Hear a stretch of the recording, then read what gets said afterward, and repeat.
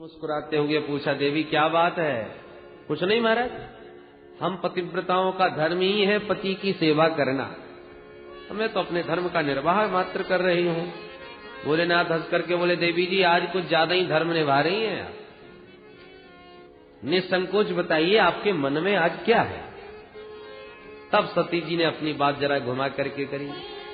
प्रजापतिस्ते स्वसुरस्य सांप्रतम् निर्यापितो यज्ञमहोत्सव किल वयं च तत्र विसराम वामते यज्ञर्थितामि विबुधा व्रजन्ते प्रजापतेस्ते स्वसुरस्य सांप्रतम्। हे भोलेनाथ जरा दृष्टि उठा के ऊपर तो देख लीजिए। भोलेनाथ ने कहा, वो तो मैं सवेरे से ही देख रहा हूं। क्या देख रहे हैं? बोले इन विमानों को। सती जी ने कहा, आप देख तो रहे पर आपको शायद ये नहीं मालूम कि ये सारे विमान आपकी ससुराल जा रहे हैं। क्यों? बोले वही तो मैं कहना चाहती हूँ महाराज, ये सारे विमान आपकी ससुराल में इसलिए जा रहे हैं क्योंकि बड़ा विराट यज्ञ हो रहा है वहां पर। आपके ससुर जी ने बहुत विशाल यज्ञ किया है, इसलिए तो ये सारे विमान उसी यज्ञ में सम्मिलित होने के लिए आपकी ससुराल की तरफ जा रहे हैं। जरा शब्द शैली देखिए माता सती जी की।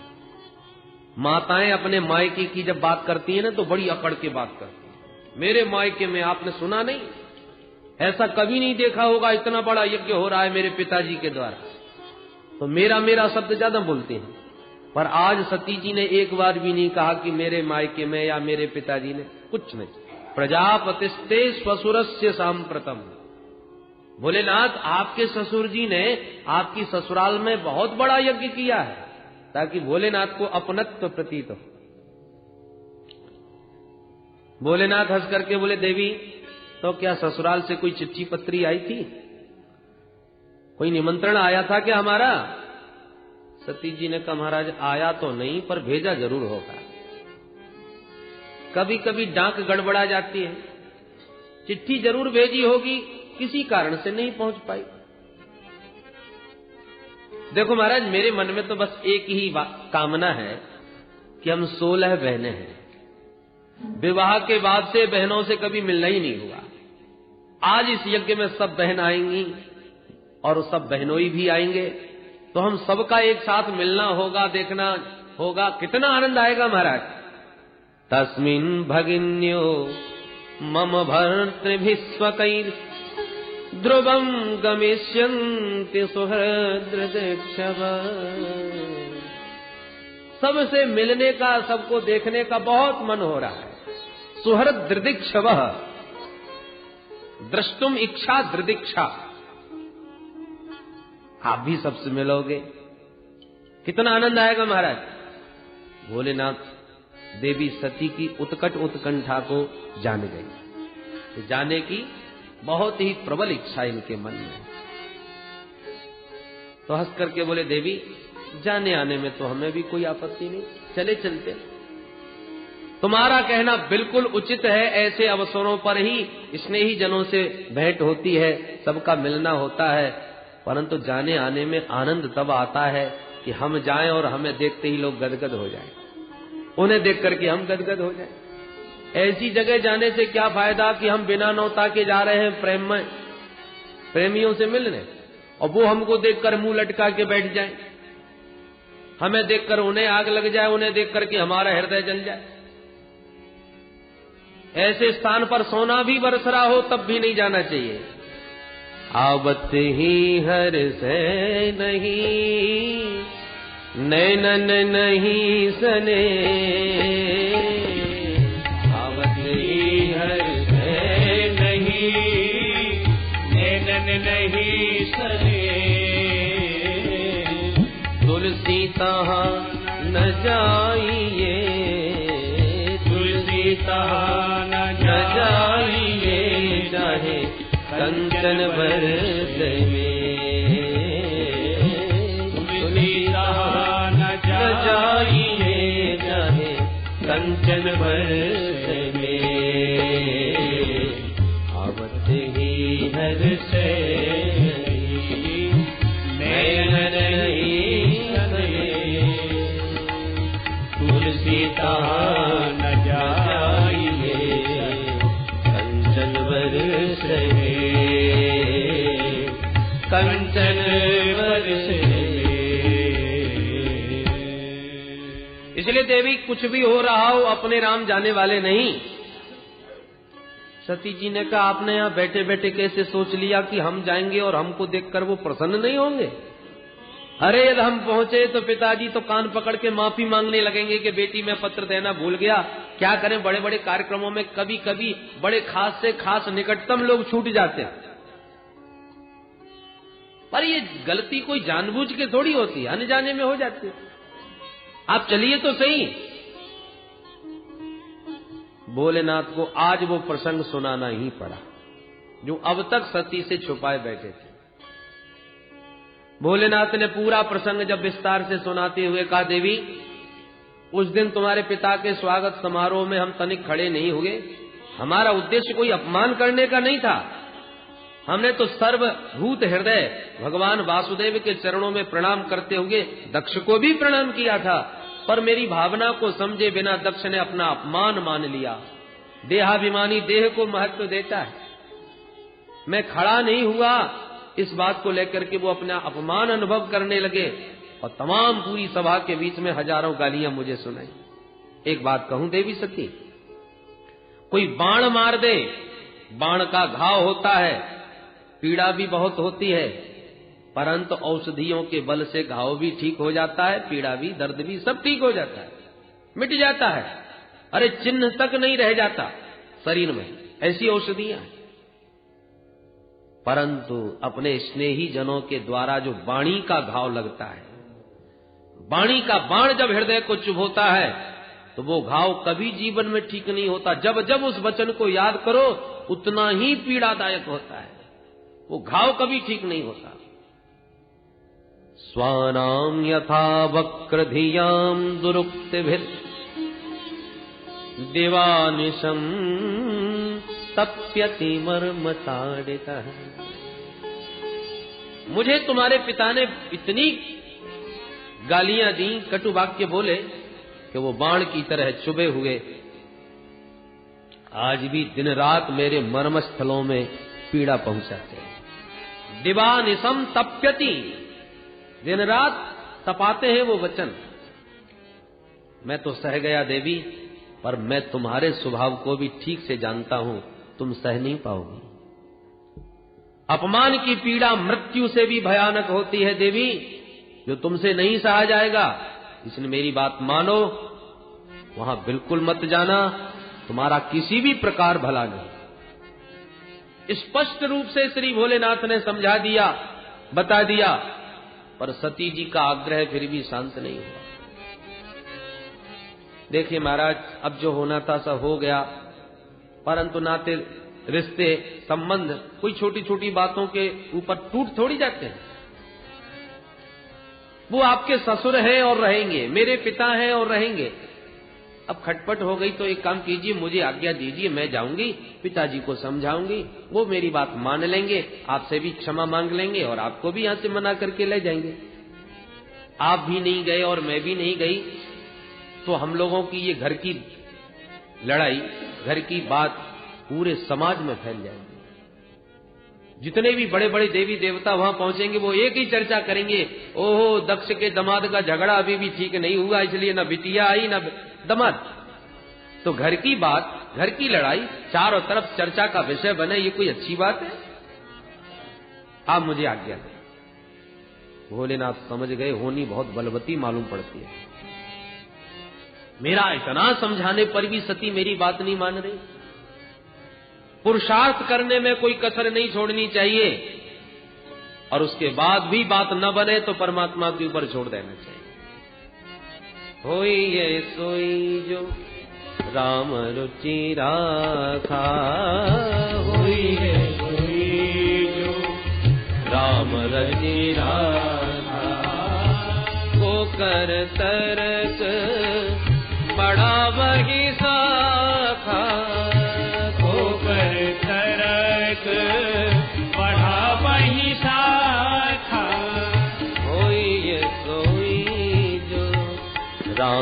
रचि राखा।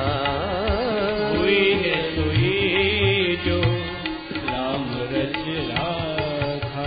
भोलेनाथ ने बहुत प्रकार समझा करके भी जब देख लिया कि सती मान नहीं रही, तो अब तर्क वितर्क की शाखाएं बढ़ाने से कोई फायदा नहीं होगा, वही जो भगवान की इच्छा है। भोलेनाथ ने कहा देवी अब जो तुम्हें अच्छा लगता हो सो करो। और भोलेनाथ तो आंख बंद करके बैठ गए। भगवती सती बोली महाराज तो फिर मैं जा रही हूं। भोलेनाथ कुछ बोले ही नहीं। अच्छा महाराज तो मैं चली, फिर भी नहीं बोले। तो सती जी प्रणाम करके चल पड़ी। सती जी चलते चलते सोचती जा रही है, हे भगवान कहीं भोलेनाथ नाराज तो नहीं हो जाएंगे, कहीं असंतुष्ट तो नहीं। अच्छा दोबारा कोशिश करती हूं, मेरे भोलेनाथ तो आशुतोष हैं, बहुत जल्दी खुश हो जाते हैं। दोबारा प्रयत्न किया तो शायद प्रसन्न हो जाए। तो बहुत दूर तक जाने के बाद फिर लौट पड़ती हैं, फिर चरण दबाने लगती हैं, फिर अनुमति मांगने लगती हैं। और कोई उत्तर जब भोलेनाथ की ओर से नहीं मिलता तो कहती है ठीक है तो मैं जा रही हूं, फिर निकल जाती है। सती जी जाने लगती हैं तो भोले बाबा धीरे से आंख खोल के देखने लगते हैं, क्या सचमुच चली गई? और सती जी को जब वापस अपनी ओर आते देखते हैं तो आंख बंद करके फिर बैठ जाते हैं। सती जी दुविधा में फंसी। पिताजी की याद आती है, यज्ञ महोत्सव का दृश्य आंखों में नाचता है तो भागने लगती हैं, और भोले बाबा का ध्यान आता है तो लौट पड़ती हैं। निष्क्रामती निर्विशति द्विधा सता, कभी बाहर कभी भीतर, निर्णय नहीं ले पा रही, क्या करूं? अंत में निर्णय ले ही लिया कि कुछ भी हो यज्ञ में जाऊंगी। ऐसे यज्ञ कोई नित्य थोड़ी होते हैं। और सबसे मिलजुल के बाद में आके अपने भोले बाबा को भी मना लूंगी। चली गई सती जी बहुत दूर तक। भोलेनाथ ने देखा ये तो बहुत दूर निकल गई, अब की बार लौटने वाली नहीं है। तो नंदीश्वरादि गणों को बुला के अच्छा जाओ इन्हें आदर के साथ पहुंचा के आओ। नंदीश्वरादि गण दौड़े दौड़े आए। माताजी प्रणाम, हम सेवकों के रहते आप पैदल अकेली जावे, धिक्कार है हमारे लिए, आज्ञा करो मां कहां चलना है? भगवती सती बोली मेरे पिताजी के यहाँ बहुत बड़ा यज्ञ हो रहा है, चलो चलना चाहो तो तुम लोग भी चलो। हाँ माताजी हम भी चलेंगे, हम भी चलेंगे। बोले जिसका मन हो सब चलो। तमाम भूत प्रेतादिक भी भगवती सती जी के साथ चल पड़े, जय जयकार बोलते हो गए। बोलो सती महारानी की। गणों से घिरी हुई भगवती सती जैसे ही चली, यज्ञ स्थल के निकट पहुंच गई। कल तक जो देवता साष्टांग दंडवत किया करते थे मां के चरणों में, आज उन्होंने जब देखा तो तुरंत मुंह घुमा लिया, अनदेखा कर दिया, जैसे हमने देख ही नहीं पाया। सती जी को ये व्यवहार बड़ा अटपटा लगने लगा। आपसे कोई नित्य राम राम करता हो, गले मिलता हो, प्रेम स्नेह बरसाता हो, और वो आज आपको देख करके मुंह घुमा ले तो इतने में ही महाराज बड़ा कष्ट हो जाता है। इसने हमको नमस्कार क्यों नहीं किया, हमसे कोई बात नहीं करी, क्या बात हो गई? तो सती जी को बड़ा अटपटा व्यवहार लगता है सबका, कि कोई भी ठीक से बात नहीं कर रहा, कोई प्रणाम दंडवत नहीं कर रहा। क्योंकि दक्ष का सख्त आदेश है, शिव संबंधी कोई भी हो उससे जो भी संबंध रखेगा वो मेरा दुश्मन। अब दक्ष का यज्ञ है, दक्ष के यज्ञ में आए हैं, तो डर के मारे कोई सती मैया को प्रणाम ही नहीं कर। बहनों ने देखा, अभिनंदन किया, आओ आओ बहना सती, भाई तेरे बिना तो हमारा मन ही नहीं लग रहा था, और हमने सुना पिताजी ने तुम्हें निमंत्रण नहीं दिया। भाई हमें तो बड़ा बुरा लगा ये, पर कोई बात नहीं, अपना तो घर है, घर में क्या निमंत्रण की प्रतीक्षा करना। बहन तूने बहुत अच्छा किया आकर के। समाज में कुछ लोग ऐसे भी होते हैं जो मिलने का, प्रेम करने का नाटक मात्र करते हैं, और बात ऐसी करते हैं जो तुम्हें सबसे ज्यादा चुभती हो।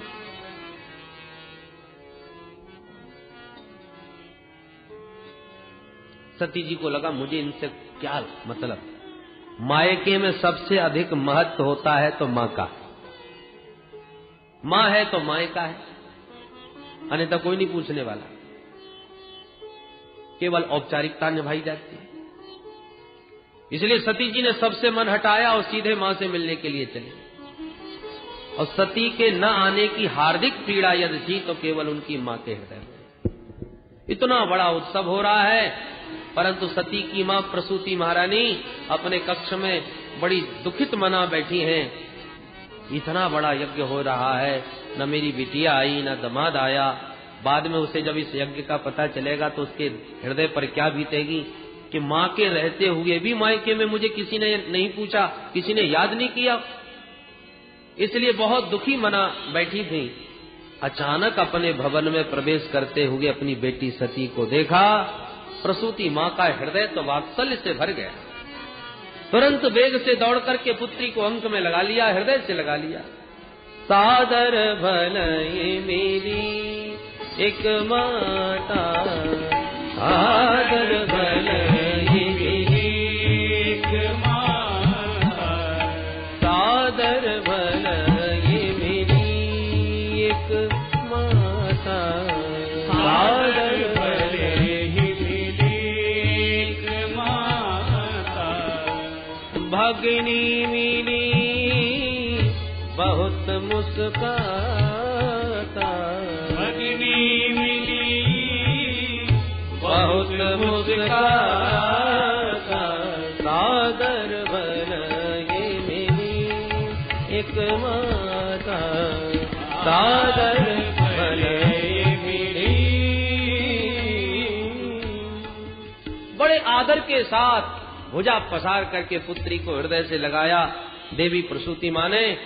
तब सती जी के मन को थोड़ी सी शांति मिली, परंतु जब व्यंग भरी बातें, उपेक्षित व्यवहार उन देवताओं का स्मरण में आया तो चित्त में फिर चुभने लगी बातें। पहले मुझे अपने पिताजी से मिलना चाहिए कि उन्होंने आखिर के इतने प्रगाढ़ संबंध को इतनी सरलता से उपेक्षित कैसे कर दिया।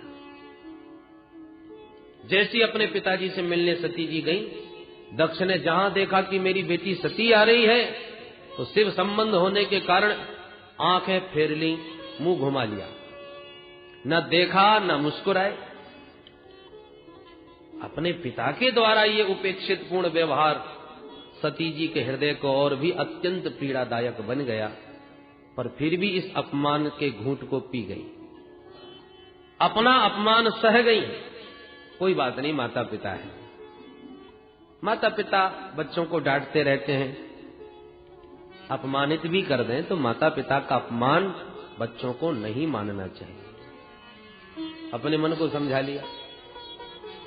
पर जब यज्ञशाला पर दृष्टिपात किया तो छोटे से छोटे देवताओं के भी हिस्से अलग अलग व्यवस्थित रखे हुए हैं, पर देवाधिदेव महादेव का पूरे यज्ञ में कोई नामो निशान नहीं, कोई स्थान नहीं, कोई जगह नहीं। अब तो सती मां से ये सहा नहीं गया।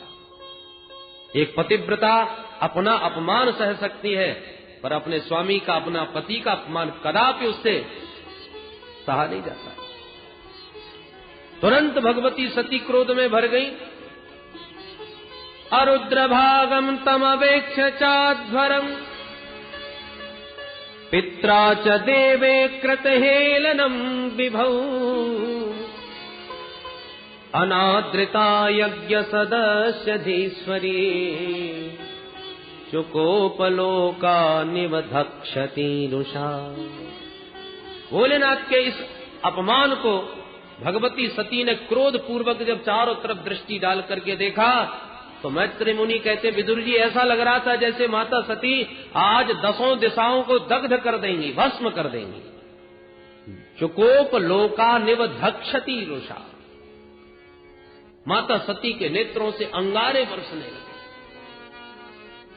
प्रजापति दक्ष को ललकारना प्रारंभ किया, अरे प्रजापति, तुम्हें ये पद क्या मिल गया? तुम इतने मदान्ध हो गए?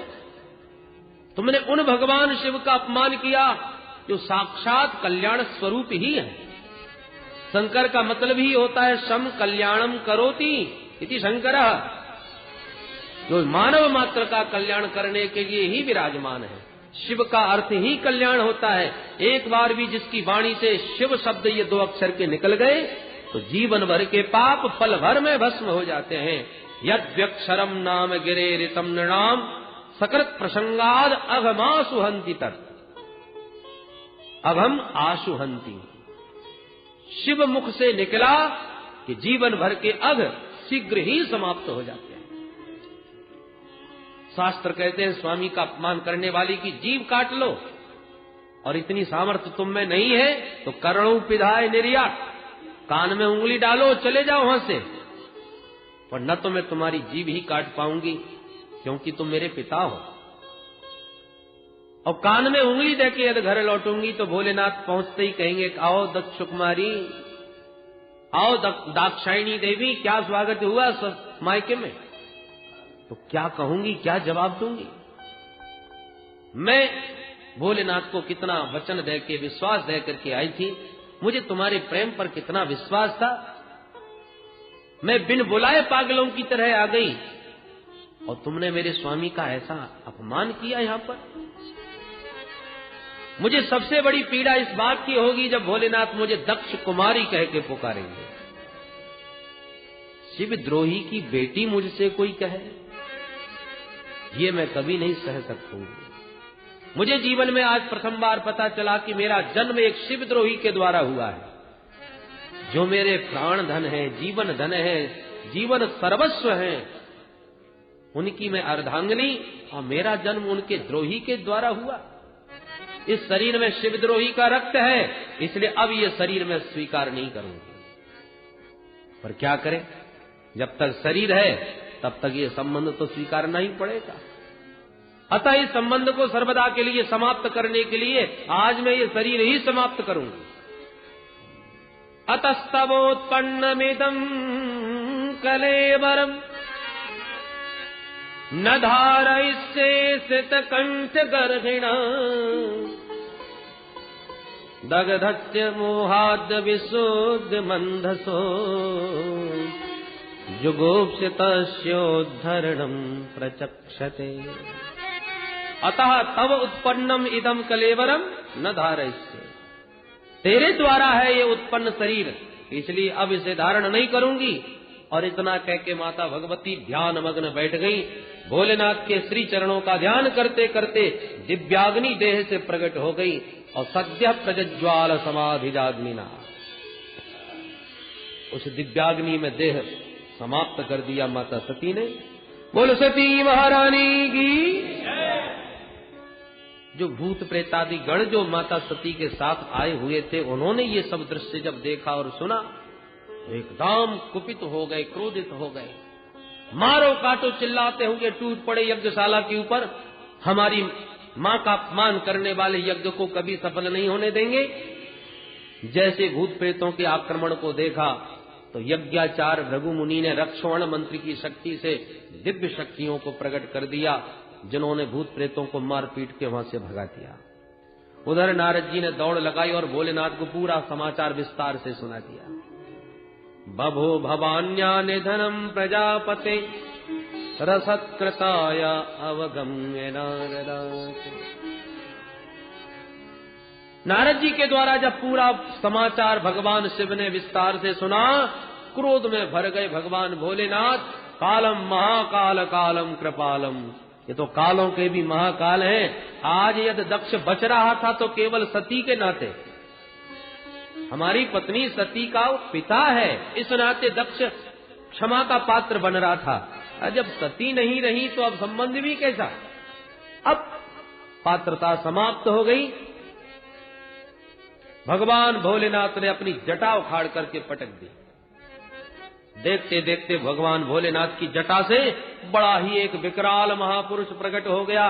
कराल दृष्टो ज्वलदग्नि मूर्धजा कपाल माली विवदोद्यदायुध, अनेक प्रकार के आयुध, तमतमाती आंखें और महाराज बड़े विशाल केश। लग रहा था जैसे मूर्तिमान काल खड़ा हो गया हो। हाथ में एक बड़ा विशाल त्रिशूल। हाथ जोड़ के बोला किम करोमि, भोलेनाथ मुझे आज्ञा क्या है। भोलेनाथ ने कहा भो वीर ते भद्रम, हे वीर तेरा कल्याण हो। उसी का नाम हो गया वीरभद्र। बोल वीरभद्र भगवान की। भोलेनाथ ने आदेश दिया दक्षम सयज्ञम जहि, जाओ दक्ष को यज्ञ सहित समाप्त कर दो। अब तो वीरभद्र वेग से दौड़ पड़े। जो भूत प्रेतादि पिट के आ रहे थे, पराजित होके आ रहे थे यज्ञ से, उन्होंने जब वीरभद्र को देखा तो उनको भी बड़ा जोश आ गया। अरे अब हमारे महाराज आ गए, अब डरने की आवश्यकता नहीं, चलो जिन्होंने हमारी पिटाई करी चुन चुन के बदला लेंगे। इतना जोश, इतना वेग आ गया भूत प्रेतों में, और भूत प्रेतों का शरीर वायु प्रधान होता है। इतने वेग से दौड़े कि तूफान आ गया, और वो तूफान आकाश तक छा गया। यज्ञ के देवता उस तूफान को देख के चक्कर में पड़ गए, देखो देखो कितनी भयंकर आंधी आ रही है, ऐसी आंधी, इतना तूफान हमने कभी नहीं देखा जीवन में। भाई काय का तूफान है, जरा पता लगाओ। एक बोला, अरे मुझे तो लगता है कहीं डकैती पड़ी है, और डकैत सब भाग रहे होंगे।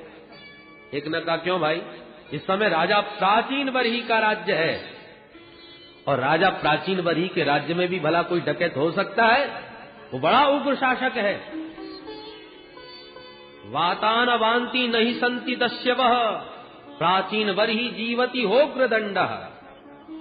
दूसरा बोला, तो लगता है गैया आ रही होंगी घास चर के, जब लाखों गाय एक साथ दौड़ती है तो धूल उड़ती है।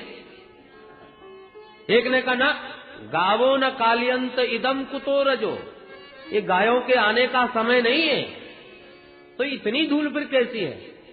एक तो बोला, मुझे लगता है प्रलय होने का समय आ गया, ये प्रलयंकारी प्रभंजन है। एक ने कहा, प्रलय होने का समय तो अभी आया नहीं, लोको धुना किम प्रलयाय कल्पते। अब जब कुछ निर्णय ले पाते देवता की ये तूफान कैसा है, तब तक तो सनई सनई उस तूफान ने यज्ञशाला को ही घेरना प्रारंभ कर दिया, और यज्ञ के चारों तरफ उस तूफान को आते देख घिरते देखा, भूत प्रेत दिखाई पड़े। देवता समझ गए अब कुछ गड़बड़ होने वाला है, भाग लो यहां से। जैसी देवताओं में भगदड़ मची, वीरभद्र ने आदेश दिया, सबको बंदी बना लो, एक भी न भागने पावे। दौड़ दौड़ के भूत प्रेतों ने पकड़ना प्रारंभ कर दिया देवताओं को। भृगुम बबंध मणिमान वीरभद्र प्रजापतिम चंडी संपूषणम देवम भगम नंदी स्वरुग्रहित, जिसकी पकड़ में जो आ गया उसी को धर पकड़ा। भृगु मुनि उठ के भागे तो भृगु जी को दबोचा मणिमान नाम के गढ़ ने। भृगुम बबंध मणिमान, वीरभद्र ने दौड़ करके प्रजापति दक्ष को पकड़ लिया। किसी ने पूषा को, किसी ने भग को, सबको पकड़ के कहा, भाई कहां भाग रहे हो? यज्ञ में भाग लिया है तो भाग लेके ही भागिए, खाली हाथ मत जाइए। सबको पकड़ पड़ के बांधना प्रारंभ कर दिया। वीरभद्र ने आदेश दिया, पूरा यज्ञ तहस नहस कर दो, बराबर हो जाए। टूट पड़े यज्ञशाला पर, बल्लियां उखाड़ उखाड़ के पटकने लगे भूत प्रेत। कुछ भंडारे में घुस गए तो रायते के कुंड में हर हर महादेव करके डुबकी मार के नहाने लगे।